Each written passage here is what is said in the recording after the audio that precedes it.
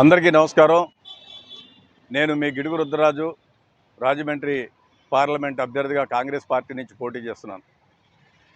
సనాతనంగా రాజమండ్రికి ఉన్నటువంటి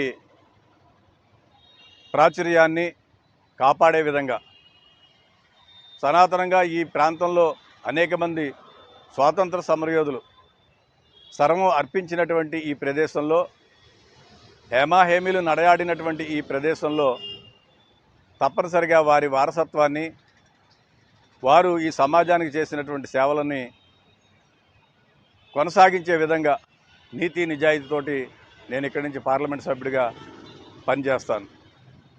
ప్రముఖ స్వాతంత్ర సమరయోధులు ఉన్నటువంటి ఈ పార్కులో దుర్గాబాయి దేశ్ముఖ్ గారు కానీ, దూవూరి సుబ్బమ్మ గారు కానీ, నేపతి పంతులు గారు కానీ, కందుకూరి వీరేశలింగం గారు కానీ,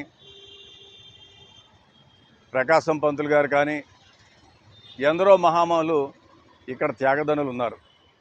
మరి ఆ త్యాగధనుల యొక్క స్ఫూర్తితోటి వారి ఈ ప్రాంతంలో చేసినటువంటి అనేకమైనటువంటి సంస్కరణల నేపథ్యంలో వాటిలన్నింటినీ కూడా కొనసాగించే విధంగా, సమాజంలోని అన్ని వర్గాల ప్రజలు మనకి సుఖశాంతులతో ఉండే విధంగా, మరి వారు ఏనాడైతే స్వాతంత్ర ఉద్యమంలో మహాత్మా గాంధీ గారి స్ఫూర్తితో, సర్దార్ పటేల్ గారి స్ఫూర్తితో, సుభాష్ చంద్రబోస్ గారి స్ఫూర్తితో, మౌలానా అబుల్ కలాం ఆజాద్ గారి యొక్క స్ఫూర్తితోటి పనిచేశారు.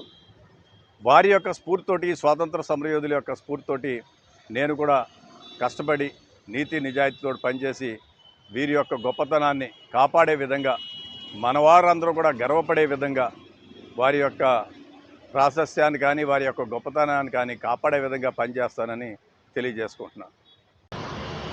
అటువంటి గొప్ప త్యాగధనులు నడయాడినటువంటి ప్రదేశంలో, స్వాతంత్ర సమరయోధుల పార్కులో నేను ఉండడం నా పూర్వజన్మ సుకృతంగా నేను భావిస్తున్నాను.